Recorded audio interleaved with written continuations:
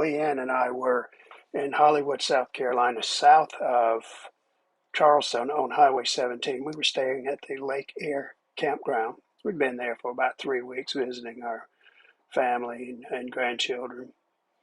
So we're on our way to Dandridge, Tennessee to meet up with Leanne's sister and her husband. The trip was going to take us 5.5 hours, maybe 6. We were taking 26 highway, Interstate 26 from Charleston up to Spartanburg, South Carolina. We stopped for fuel in Greenville, South Carolina at the TA.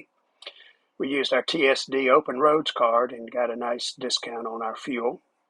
The TA is normally the best fuel stop for us. We find it's the best price. Afterwards, we get back on Interstate 26, head toward Asheville, and we pick up Interstate 40 right outside of Asheville, and then head over near Knoxville to Dandridge. What became known as the Iraq War, it had centered in placing Saddam Hussein a functioning, legitimate democratic form of government in that troubled part of the world. And Iraq is still, in all likelihood, almost by any judgment, the freest and most democratic of all the nations in that region.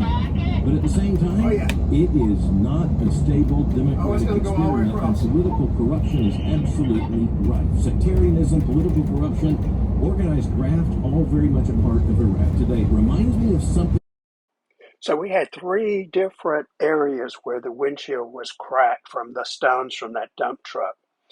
And it took us a while to figure that out, how we were going to get it repaired, and I'll do a separate video on that. But we had, I think it was 6 spots that had to be drilled and filled with the filler. I think they call it the filler. So anyway, we got that done, and fortunately we had it fixed before we left this park, Anchor Down. So this is a view driving into the park there at Anchor Down at Dandridge. So you can see we're out in the Smoky Mountains. The park was on a lake, and it was very nice. The water was down probably 20 feet. And I'm going to do a separate video on the park and show that as well. But this one I wanted to get down because I wanted to share the experience of driving up to this area, having cracked windshield, and what we had to do, how many hoops we had to jump through to get this thing repaired. So I hope you enjoyed the video. I'm going to do, like I said, another one about the repair process and how we got it done. It'll be a short video, but just wanted to share that with everybody. I hope you like it. Thanks for watching.